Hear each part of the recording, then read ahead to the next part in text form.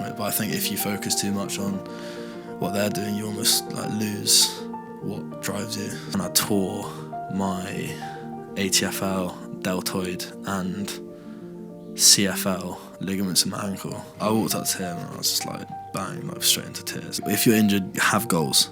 I'd struggle going on loan. I did everything I said I wanted to do on there, and I did it. When I was singing the anthem the first time, I like welled up. For your future then, what do you see?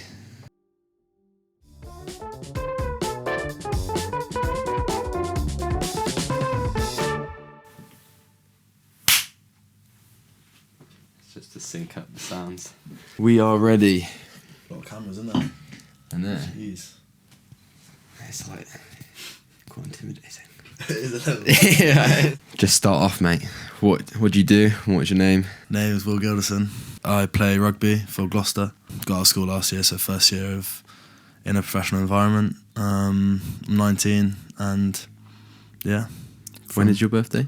When are you 20? November, so like literally a year's time, pretty much. Nice. And right now, in just a little bit of a description, what's your ambitions and what your goals for either this year or just lifetime? I'd say in a rugby sense, goals-wise would be to obviously play, like it's cliche, everyone says it, but play for your country. That'd be pretty special. I've done it at 18s level, but it's not quite the same as like running out there when you're however old you are when you do it, and it's like the pinnacle, I guess. If you had 3 people at a dinner table, right, one dead, one alive, and one athlete. The dead and alive could be an athlete as well. Yeah, but okay, yeah. One dead, one alive, one athlete. Who would it be and why? An athlete, I'd say Conor McGregor. Okay, I didn't expect that. Yeah, I'd say Conor McGregor for an athlete. Dead, I'd say Kobe, probably, I'd say. And then alive, Andrew Tate, because I wanted to hear what he says. That's actually, don't to know. be fair, top 3. Those are some pretty good ones. So, Conor McGregor, let's start off with that one. Yeah. Why? Why would you want him at the dinner table? He's like so fueled by like doubt the whole time, and like it doesn't matter what anyone else thinks. He's so like sometimes he does questionable things, obviously, but he's in the world of fighting, so you go into it at points. But like he walks around like self-confidence is like unmatched, and he's so like just confident with everything he does. He doesn't care what anyone says, anyone thinks, and it's his way or sort of no way. And look at what he's got from it. No one ever thought like someone from Ireland could do anything like that, but he's done what he's done, and now he's one of the most paid athletes of all time. So is it mainly the confidence that you like aspire to be from him, sort of thing? Yeah, I think it's just like I just like to like sit down and just like speak to him about like just like how that does like how does it not affect him, like all these people saying so much stuff, like it's so easy to say, oh yeah, I don't care about that, but like you do. And then Kobe, why Kobe? That's probably a similar sort of mindset, isn't it? Yeah, I think like his just like work ethic and like how dedicated he was, like just sitting down, and I reckon he has a few good stories about just like times where he was feeling like rubbish, and he's just like come out the back of it, and he's done a session, or he's worked hard and he's done like certain things, gone and seen his family, done whatever, just because he's dedicated to like these people and like who he's like, what he wants to do and who he's with, stuff like that. Yeah. And then Andrew Tate is more just like, what are you on about? Yeah, just like I just love to just sit there and just be like, why did you say this? And like, why did you say this? Like, I agree with some of the stuff he says. I don't agree with some of the stuff he says, but like, it'd just be cool. I actually think he's quite funny, to be fair. I think he's funny. I see some videos and he is actually quite like a dry humour kind of like guy. if you get it, you get it. Like some videos I'm sitting there, I'll just laugh my head off. Like obviously he is a very controversial. That's what like he'll say some stuff that you're just like, what are you on about? But then other stuff you're like, no, that's spot on. Yeah. And I think as well, like masculinity has been like it's been taken away. Like I've seen so many videos, just like there's so many less males being like masculine, and like it's almost frowned upon being like doing masculine things, being a man. People look at you and like, oh, you think you're so big, but like it's not. You're being a man. Like whatever. I just think like now the world's gone a little bit mad. Yeah, I think the world's gone a bit soft. That's what I mean. Like any little thing, any little word said, or anything to do with masculinity or anything like that, will instantly be taken as a negative sort of thing. Whereas, obviously, a man has to be a man sometimes. So I think someone like Andrew Tate actually is sort of, that's why he's out of the box, because he's bringing that sort of back. And it's mad to think that when he talks about some stuff that I'm like, no, that's actually true. People are like, he can't talk about that. He can't do this. He can't do that. Like yes, he said questionable things. Like, but everyone said questionable things at some point. But I feel like as well the big problem is he's on a complete, like, the people that don't like him, like predominantly girls, they see videos of him saying horrible things, whereas people that like can almost like correlate with him and agree with some of the stuff he says see videos of him like saying truthful things. Yeah, so the AI, like, see different. You see different sides of him. And that's life. Everyone's got that. Yeah, everyone's got different sides to them. Very true. But your upbringing, parents, siblings, your way of living when you were growing up. One sister, she's 18 months younger than me. Dad was in the SAS and the Gurkhas. What's that? What's the Gurkhas? Is like a Nepalese special force. You get like some commanders from over here going over there and sort of like leading it or whatever. He went to Sandhurst. He got the Sword of Honour there, which is pretty cool. Mum was a teacher, and then went into physiotherapy, and she's still doing it now. So yeah. So how was that upbringing? Was it quite I'd say normal? Was it? I didn't see my dad much for like the first like 5-6 years, and then I think my mum and dad got a little bit worried that I didn't even know I had a dad, so they were like, "Oh shit!" Like, did that affect you, or did you not really know? To be honest, I can't really remember it too much. Like, I think now, like, I almost like I know him, but like I feel like I don't know him. Like with my mum, like maybe it's just because he's a mum and a dad, but like your mum, you feel that like connection with, and you're like, I don't know, you like feel the love, whereas with your dad, like it's a different sort of love, and I can't like explain it. I don't know how to. Yeah, because your dad was in the SAS. Do you feel like he doesn't show as much like affection and that sort of stuff? Is he quite a solid rock? I think that's why, like, he doesn't show the emotion, and he doesn't.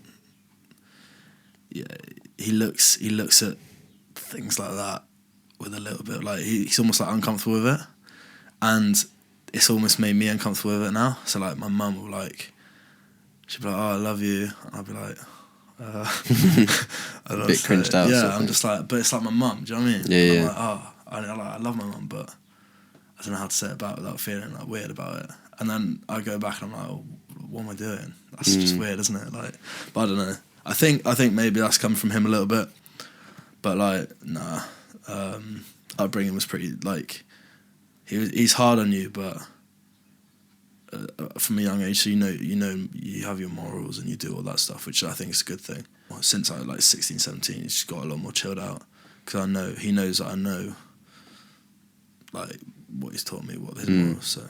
And what are the positives from like your sister's behaviour, your dad's behaviour, your mum's behaviour as you're growing up? My sister, just like I'm quite alright. I'm quite like, I'd say I'm quite protective over her. Like I don't really show it. Like I don't know that she actually. I think she does know it deep down, but like when she's like around, like I'll just like take the piss out of her and all this sort of stuff, like brotherly sisterly sort of thing. But I'm quite protective over her. So like that's helped me. It's just almost giving you like, it gives you like another reason why you wanna like do well and like almost make her proud, as well as like mum and dad as well. They're obviously when you're younger, they drive you to games, and like I can't imagine the amount of miles my parents have done. Like especially dad, like I used to play cricket loads, like a lot of cricket for county. So we'd have to go like down to Devon and like up to Yorkshire, and just like driving like hours and hours. And he used to do it like just without question. And so like I guess like being a professional athlete, if you like, now, I guess like a big driver of it was to try and make him proud and try and like give back to him almost, because like the amount they've helped me. And then mum with physio and stuff like that, she was a PE teacher at school, so she's already in that sort of sporty mindset sort of thing. I think they both helped quite a lot. And how come now you still do professional athlete when you are a professional athlete? Because I don't see it as a professional athlete like right now. I'd say like I'd class myself as a professional athlete if I was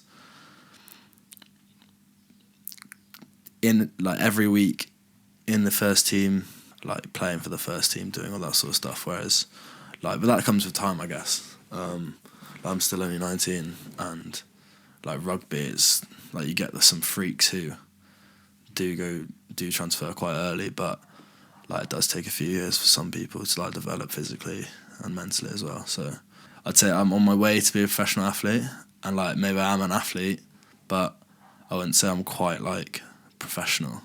Girls hear it differently, obviously. But I'm a professional. Yeah. No, but I think that's a good mindset to have. Like, you're 19, you're young, and you've got that mindset of you're not a professional athlete until you're consistently in the first team. Do you know how many people will hit that professional athlete and just tell everyone I'm a professional athlete, blah, blah, blah. Yeah. And then the hype goes to their head and then they crash. I think you having that mentality will allow you to progress consistently and slowly. And even you said it takes time. So you just knowing that and having that mindset, I think will definitely help you in the future. School, like what? We'll go from Cheltenham College. Yep. That was your school, wasn't it? That was my school. Did you go to there from year 7? Was it, or from even before? Before Cheltenham, I was in the Downs Malvern, which is like a little prep school in Malvern, like the prep school of Malvern College, from year 5 to year 8, and then moved to Cheltenham for year 9 to year 13. So from year 9 to year 13, just what sort of sports did you do? What did you take part in? What was like your main sports? Because I know you mentioned cricket, and obviously you're playing rugby now, but what was your main sports, and any teachers that got involved and have helped you through this process? Yeah, so I got to college on a sports scholarship, and my main sport was probably cricket, I'd say. Well, cricket and rugby were pretty similar, but I think I sort of saw myself as like a cricketer, I think. I was a fast bowler, and I grew physically quite early. So I was just running in and just bowling as fast as I could, and it was just like it was like quite easy back then. So yeah, I played every sport. I played cricket, rugby, hockey, tennis, like you name it, everything. And then obviously as you grow up, you get to like year 10, year 11, you start to almost like tunnel into like when you got 1, 2, 3 sports rather than 5, 6 sports. Year 10, year 12, that sort of area was when I sort of started to like sort of think, right, cricket and rugby are the ones sort of going here, and I enjoy them most, so I'll give them a shot. And then I was in Gloucestershire Academy for cricket from quite young, from like under 10s. And then I got EPP, Fast Bowling Academy, when I was pretty young as well. Like, and what does that mean for people that don't know? It just means like you're with, so like they'd seen me as like a potential like fast bowler for them, and they'd like whacked me into an academy which would help my bowling get better basically. And it was with like, I think it was up to 18-year-olds as well, so I think I was maybe like 14, 15, and I was playing with them, which was quite good fun. And then under 16s, no, under 15s. You had the Bunbury Festival, so that is when it's like a regional festival. Well, it's national festival, but regional teams. And I went to that. It was at Felsted School in Essex, and I managed to get picked for the best of Bunbury, which is like they take an 11 from like the south and then the north, and then we played the West Indies, which was quite cool. And then got through that game again, and then played North v South game, which we won. So through that whole experience, what was your like ambitions? Was it more cricket than rugby, or did you not really know? You're just enjoying it. See, that's the thing. Like, I played so much cricket and it was quite easy that I almost got like a little bit bored. Cheltenham is more of a rugby school. And rugby was still going really well, but cricket, I was ahead of rugby, where I was in cricket, but then I played too much cricket, so I think myself, like I just started getting so like the same, like I wouldn't enjoy standing in a field for like the whole day in the summer where I could be, I don't know, with my mates. Obviously, it wasn't guaranteed, but I think that professional pathway for cricket was there if I wanted it. If I wanted it to be, like, obviously taking into consideration like injuries and all that sort of stuff. But I think it was there. Obviously, Cheltenham being a rugby school, I sort of thought, start playing more rugby. And then I had a rugby there who's like been like a huge person in my whole rugby development. So it's Ollie Morgan. Like ex-England, ex-Gloucester fullback. He's been like huge for me, and he was sort of, I was played well in under 16s. Gloucester picked me up. How was that process, picking you up? Was it just a scouting? They just came to watch a few games, and lucky to score. I scored a few tries in them and played alright, so they then picked me up through that. But I think then obviously in under 17s COVID hit, which was tough because I missed the like whole year of like developing with rugby, and that's, I think under 17s 18s is where it starts to get tougher. Like people grow, everyone's pretty much the same weight, height-ish if you like, to an extent, and that's when more skill base comes in, so that's what I missed out on. What did you do during that lockdown in terms of training? Did you do much? I think I was just living on the high that my GCSEs were cancelled, to be honest with you. I was pretty pleased. But no, because we thought there was going to be a rugby season. So obviously COVID hit sort of Easter time, I think, and then we all went into lockdown for that whole summer, and we came back to school in September, maybe October time.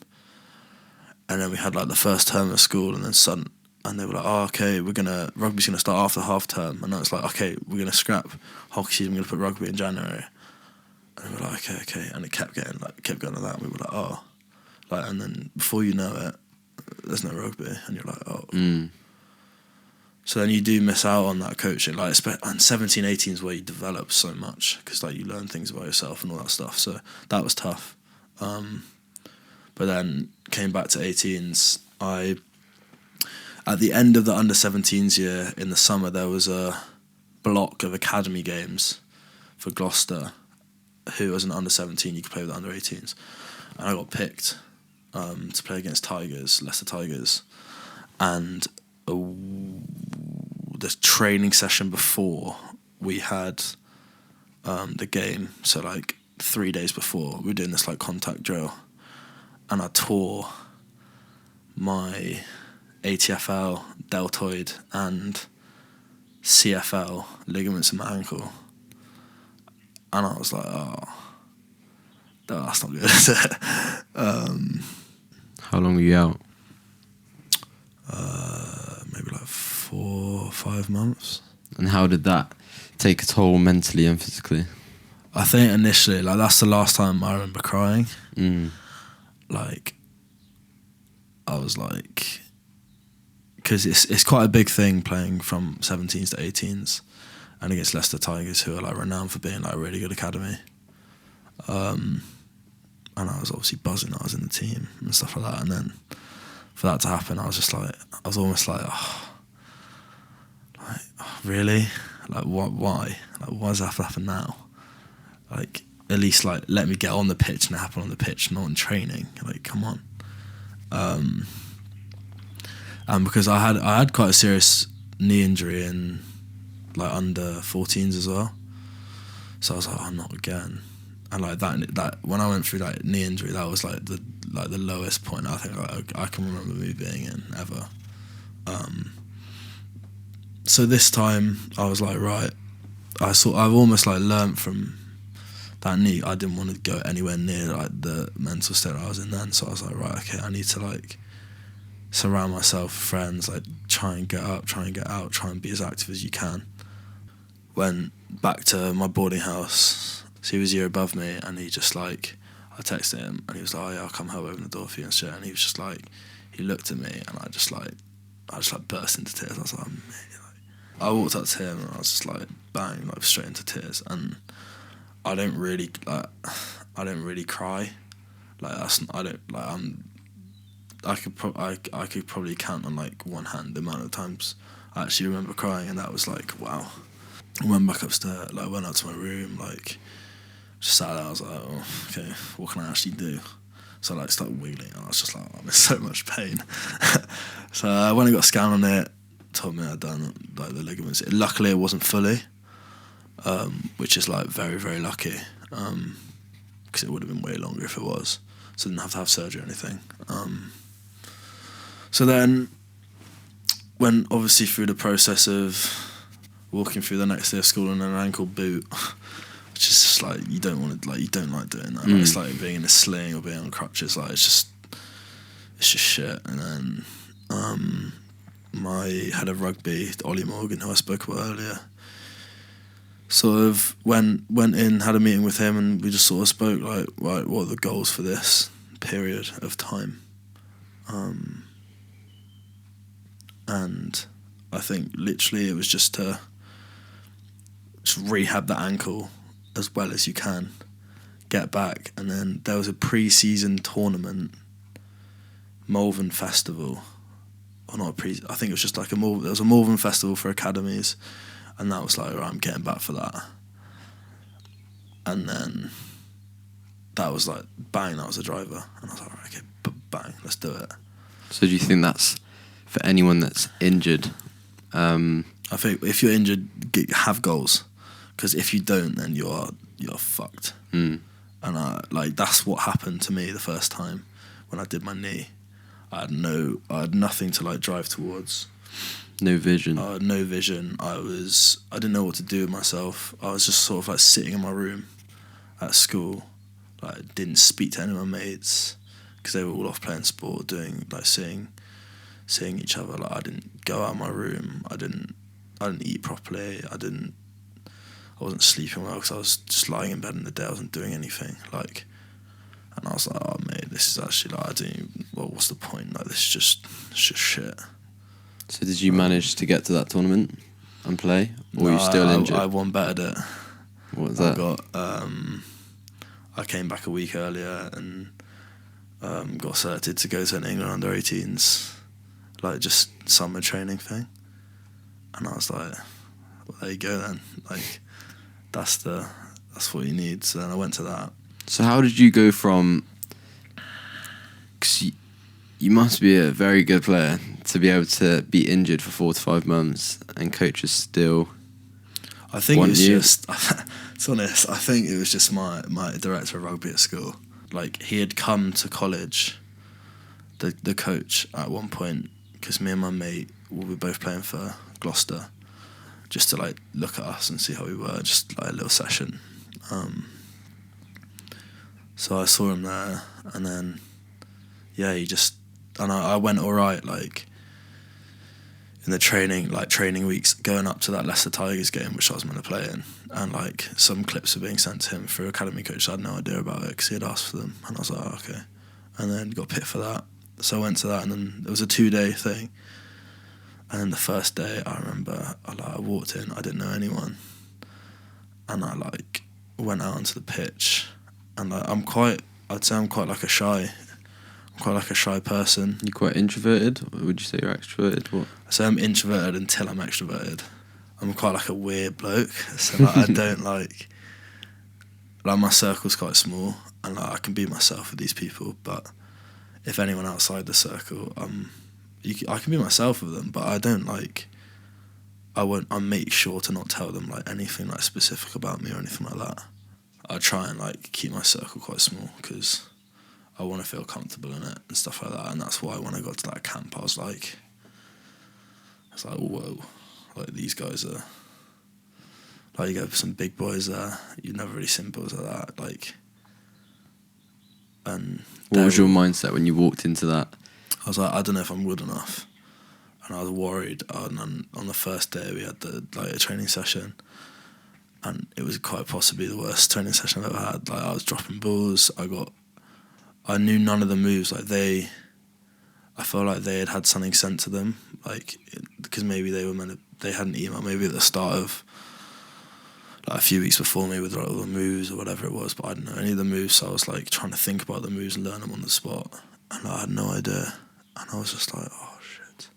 Like, this is not good, especially first impressions. Like, you want to make the good first impression. Embarrassing as well. Yeah, I was like, well, firstly, these guys, like, they don't know me, so they have nothing to go off. Like, they're all cracking jokes with each other, talking to each other, and like, I was just there, like, whoa, like, this is in the corner.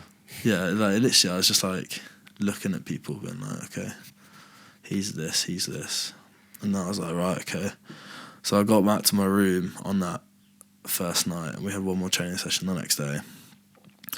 And I was like, right, like, I can either sink or swim. And like, honestly, like, I really don't want to sink.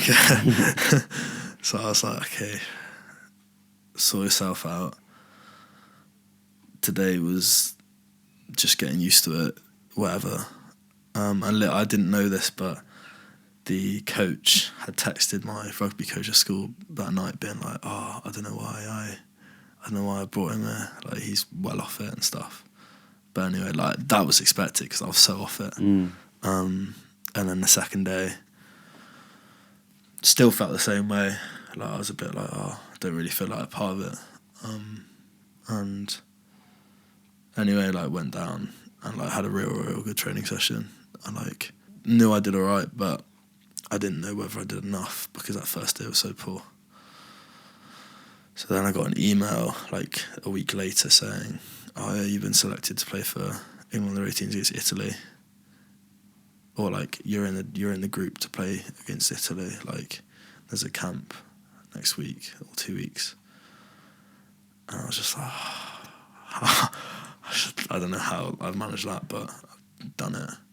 I think midway through under-16s, like one night I wrote down like goals that I wanted to achieve by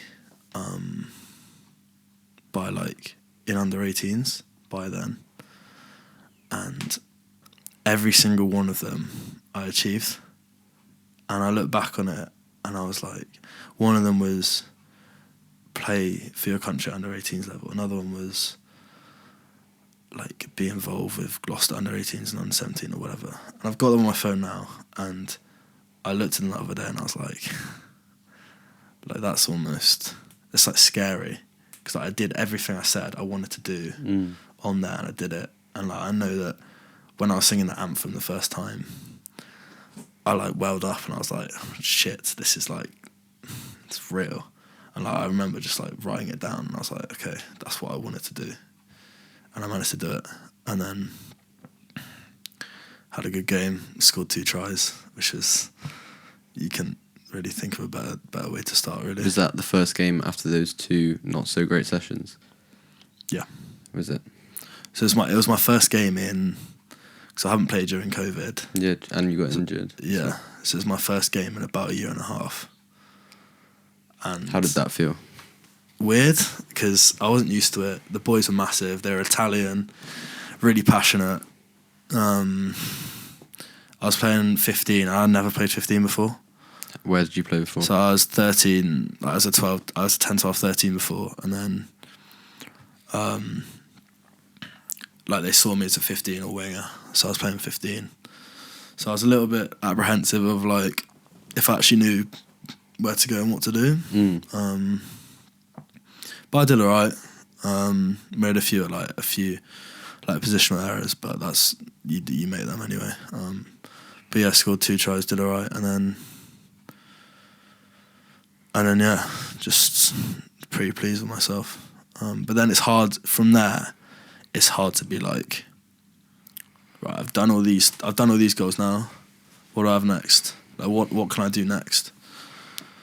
And that's why I struggled last year with rugby, because I was like, I'd done that Italy game, and I went from no one knowing who I was, like at all, in like academy rugby or anything, because I was almost like the new kid on the block sort of thing. I wasn't like it wasn't like I was better than any of these boys. I just like scored 2 like lucky tries in a game, but like people were then they didn't like everyone. It's not like everyone was talking about me, but everyone like they just knew of the England under-18 team because everyone obviously wanted to be in it. So then I struggled in last year's rugby because one, that I had no goals. Like my goals were done, and I was like, I've done it now. Like what? Like I didn't know what to do. People knew who I was almost, so it was hard to like get going in games because they were like marking out the game. And yeah, especially at academy level, like I really underperformed, like I did, and I know that. So I didn't have the greatest of seasons, but still played. I played then England v France and then England v Wales as well. And Wales smashed you, yeah? Huh? Wales smashed you. Oh, we smashed Wales, unfortunately. But yeah, like played those games, which was good. And then after them, managed to get offered a contract, which was, I'd say it was quite lucky. Contract with who? Gloucester.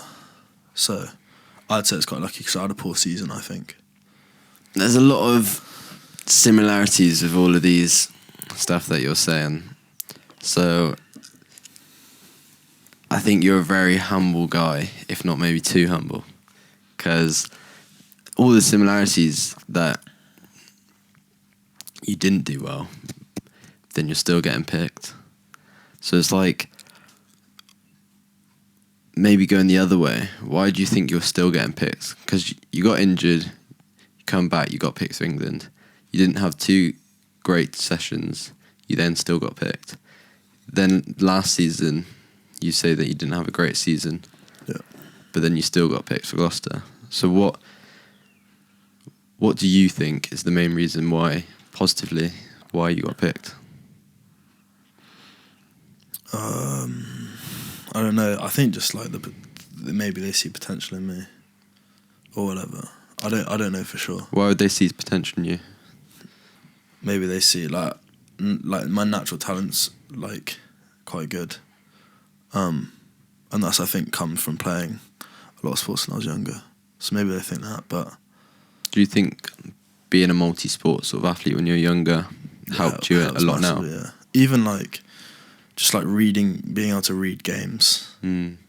Like yes, like you play hockey and you're like, how's that going to help with rugby? But like it does. Yeah, it's the layout. Yeah, it's like you see people. It's just like that peripheral vision. You see people coming from the left and the right and the back, and like being able to like read things, like how to do certain things, how to act in certain situations. Like, it's obviously very different hockey and rugby, or like cricket and rugby, especially. Like what? But just even being competitive and like being in those like one-on-one battles, like cricket's very like me v you sort of thing. Like I bowl, you bat. And it's like I'm going to get you out. I'm going to hit you for 6 sort of thing. And like winning the 1v1s like in rugby as well is massive. So I think it really does help like playing multiple sports when you're younger, definitely. Because what I was trying to get at is saying a lot of like negative stuff towards yourself, even though you're doing very well. I don't know if that drives you as well, because you were saying about earlier on, the doubt sort of drives you, and maybe you having this mindset of, I don't know why they think I'm good, I don't know why they're picking me, I had a bad training session.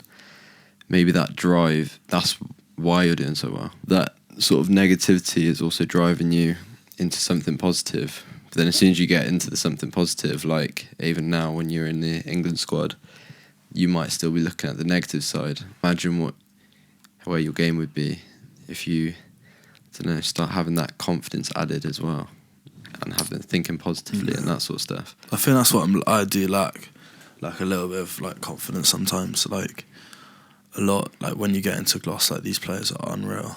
Like the step up from under 18s, even like under 18s England and stuff, to just like even Gloucester Academy is crazy. Like these guys are like freaks almost. And are they all very confident around you? They're real confident because, I don't know, they've been in it for a few years. They know their thing. They know their stuff. They know how to act. They know what to do. And I struggle going into new environments and knowing what to do and how to act. How do you cope with it? I don't know, really. Do you just get on and do just it? Try and get on with it, but I don't think, like, sometimes I don't help myself because, like, I like, when I go into, like, a new environment, I'm quite, like, stressed, but I don't show it. So by not showing it, I'm almost showing that I'm too relaxed. Like, I think Gloucester were like, oh, he's not interested. He's like, oh, he's walking around like he's so relaxed and whatever. But that's actually me being like, don't overthink, don't overstress, because you make yourself look like an idiot. Be relaxed. It was that pre-season, the first pre-season, where that was when I think it was hard, because it's like that pre-season's the hardest thing you've ever done. Like your body is fucked, your brain's fucked. You're going to a new environment. You're playing with like people that you've seen play for ages, and it's like almost like, whoa, that's cool. And then, but you gotta like adapt as well, and like you're the new guy, so like they're all looking at you, and like almost everyone is judging you every day, and it's so like intense. It's so toxic. It's so hard. So that's why I was trying to be like really relaxed with it all. But yeah, I know you went on loan with Cinderford. Yeah. That's another one. That's another new guy. So you seem like over the last 4 years probably, you've been the new guy a lot. Yeah. How was that Cinderford loan? How did you feel through that? Was that the same sort of feeling, like you just felt like you were the new guy, you're not part of the team? Yeah, I was actually speaking about this to the psychologist, the England one, like a week ago, and I was like, I am like, when I play my best, I'm comfortable with the people around me. I'm like confident. I feel like part of the team. Like everyone wants me to be there. That's why like I struggle going on loan. Like honestly I do, because like Cinderford's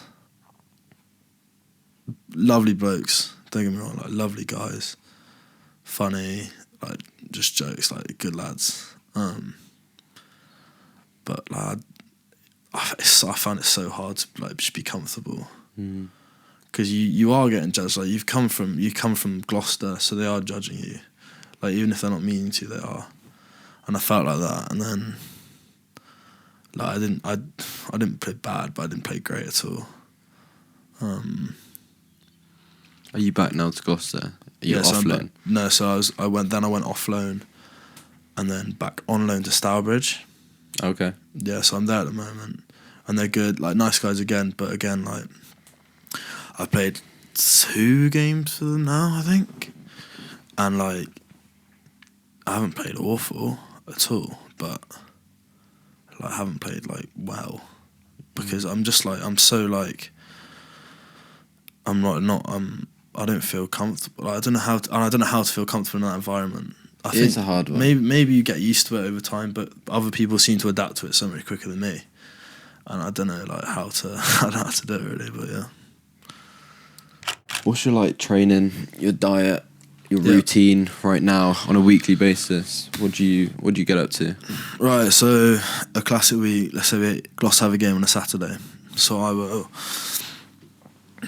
go into Gloucester on Monday, I'll have breakfast there, I'll have a backs meeting. So that's where we'll go through, you'll review the previous game, who you just played, and then you'll preview the game coming up.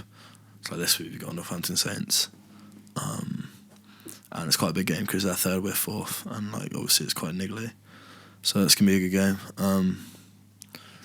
So you go there, you have a backs meeting, get sent the new moves for this week, and if you're not playing, which is what I'm not, so you go and there's another team who the first team run against in the week, who will run moves like Northampton would, or like try and play like Northampton would to simulate almost like a game scenario. So we'll get sent those moves, then we'll go from meeting to gym probably. Lowers on Monday, uppers Tuesday, and then if you're playing on Saturday, you'll do like an upper body pump up on Thursday. But if you're not, then you go legs uppers again. So up on Friday. So then go to gym, do that. Then we'll have backs groundwork or defensive breakdown. So it's like that would be like, so you do some catch pass, use some individuals at the beginning, and then you do some breakdown work, some tackling work, some like technique work, all that sort of stuff. Then you have a little refuel, so that would be maybe a wrap, maybe like a flapjack and a shake, something like that. Maybe do some analysis, whatever, and then team meeting, and then you're out onto the pitch to do some rugby.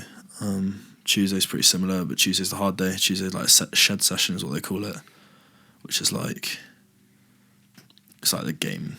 It simulates a game really, but more chaotic. They try and make it more chaotic in the week to make the game easier, I guess. Break Wednesday, so rest day Wednesday. You're just off? Just fully off, yeah. If you want to go in, you go in, get some soft tissue work, like massages or whatever, but that's pretty much it. Thursday would be more like an organisation day. So yeah, I'll do lowers that day, and then like run moves against the first team, and then they'll run moves against us, just so they get used to that. And then Friday we'll have this thing called like non-23 or game simulation. So all the boys that aren't playing, you'll do like a really tough session on the Friday. Like it's horrible. Where you're just smashing into each other, you're running, you're doing whatever, like literally everything. So we'll do that on the Friday, and then gym after, and then eat, and then you're done for the week really. Did you enjoy it? Yeah. Yeah. Yeah, it is good fun. Like, it's like mentally and physically exhausting, and like at times it can get a little bit too much, but that's where I think having something else going on in your life at the same time, like rather than just doing that going home, it's good. So like I try to spend time with some mates, go for coffees, see people, whatever.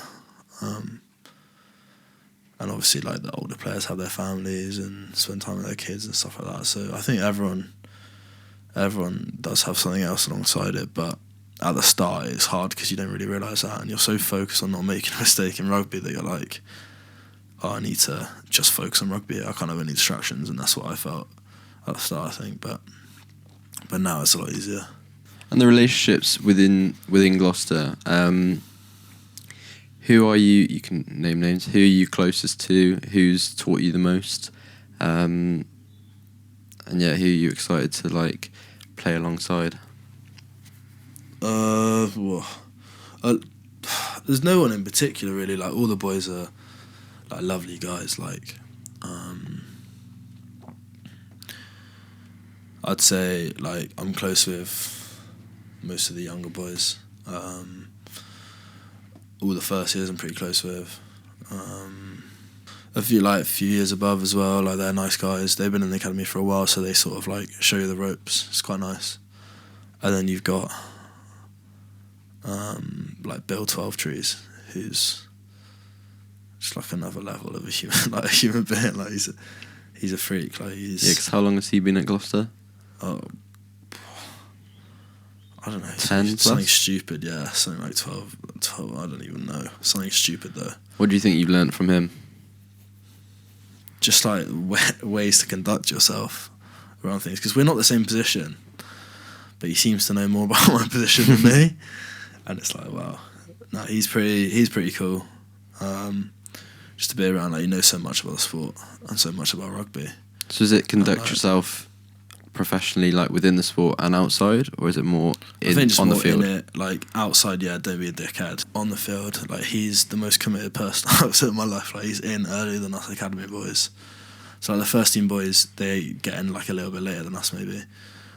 He's in stretching in the gym like when I come in every morning, and he's doing extra running at the end of sessions, and he's like on Monday, I was like, all right, I grabbed him and I was like, all right, I'm gonna beat you. We're gonna do two like these things called kick chases. I was like, I'm gonna do two kick chases. I'm gonna beat you. I did two. I lost them both. And he's like 32 maybe. And like, that's just like what, like he's a freak. He's a freak, and he's strong. He's So for your future then, what do you see? What I like to see, or what do I see? What would you like to see? I like to see. Like, what makes you just happy when you look into the future, close your eyes? What makes you smile? Like sun, like mates, like just success. Like, what's success to you? At the moment, success to me is doing as best I can in rugby, and having success with my friends and my friend group, having them there with me, and like not losing contact with them and stuff like that. I think it's just cool how you thought just doing the best in rugby was like enough, rather than saying England, Gloucester, that sort of stuff. I think you got to give yourself credit for that mindset. Like, it's a good mindset to have, because obviously if you've got in your mind what success is, it's just to work hard and be your best, the results will come. You don't know what the results are. The results might be England in 5 years' time. The results might not be England in 5 years' time. Just as long as you can do your best, that's basically all you can do. And that's just a good mindset to have in terms of what you see success. And then in terms of like traveling, that sort of thing, is it literally just travel in the breaks of Gloucester and that sort of stuff? Where would you like to go? What would you like to do? I'd love to go. First of all, I'd just love to go to America. I've never been to America. I want to go just to like see if it's like what it is in the movie, in like movies and stuff like that. You can come in June. I might be going. We'll go together then. Yeah. Fuck it. I think Bali, Thailand, Bali, just because like you see so much stuff about it. Like it'd be sick just to go there. I want to go see the Northern Lights. I think just because they're just so cool. I want to go to Pig Island as well. I think it's like this place where just wild pigs are. It's sick. I keep seeing videos of it everywhere. It's sick. I want to go there. And yeah, just see places, see things. Like the idea of the Northern Lights is just like crazy to me. Like I really want to go see it. Like stuff like that is just like, it's cool. Let's go on to your quote then. What's your quote for today? And why did it? What's the word? Inspire you? I don't know. Yeah. My quote is, your younger self had a dream, don't let that little guy down. I think like I saw it once, like, and I was just like, wow, that's like quite powerful, because like it's true. Like when you're young, like you have these dreams, and like, I'm in the position right now where like I can make my dream come true. You can sink or swim. Yeah, sink or swim again. And like, even if like everyone's journey is different, obviously, but even if it takes me more years for it to happen, and it happens, then the dreams come true. Do you know what I mean? Any advice for any athlete out there, any young athlete that's going through the same thing, any young athlete that's doing multi-sports and narrowing into one? What's the advice that you would give to them that you wish you knew? I'd say, first of all, just, everyone says it, but just enjoy it. Because, like, just honestly, like, enjoy it. Because if you go into a professional environment, if you don't enjoy it, you're fucked.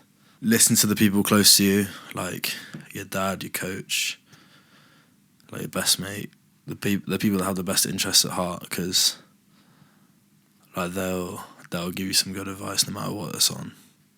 And yeah, just when it's good, like take it all in, because there's a lot more bad than there is good, and you got to go through a lot more bad to get to the good. So when it is good, like make it worthwhile, I think would be what I say. But yes, it's good to see you, my man. Thank you very much. Thank you for being on. Thank you. And we'll probably either see you in like 6 months to a year, whatever. Maybe even September time if you decide to go to uni. And I think it would be good to look back on these and see if you're in a different mindset or not. Sweet.